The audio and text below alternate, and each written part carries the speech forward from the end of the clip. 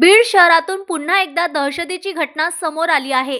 व्यावसायिक सदाशिव कोकाट आणि त्यांच्या मुलावर भर रस्त्यात काठ्या लाठ्यांनी हल्ला करण्यात आला. या हल्ल्यात दोघेही गंभीर जखमी झाले असून त्यांच्यावर जिल्हा रुग्णालयात उपचार सुरू आहेत. 5 दिवसांपूर्वीही याच कुटुंबावर हल्ला झाला होता. तक्रार दिल्याच्या रागातूनच हा हल्ला झाल्याचा आरोप कुटुंबियांनी केला आहे. वारंवार तक्रारी करूनही पोलिसांनी दखल घेतली नाही असा आरोपही करण्यात आला असून पोलीस प्रशासनाकडून सध्या तपास सुरू आहे. अगोदर 2 पोरी आल्या, गाडी आडी लावली. मी आणि माझा मुलगा दुकानावर चाललो होतो. आले मागून की त्या पोरीनं गाडी आडी लावली, गाडीची किल्ली काढून घेतली आणि त्याने फोन केला त्या पोराला. ते आलं 4-5 माणसं घेऊन की लगेच 4 बायांनी आणि 2 पोरांनी मारलं. धारदार शस्त्र होते आणि रॉड हाणला डोक्यामध्ये. काय वाद आहे नेमकं?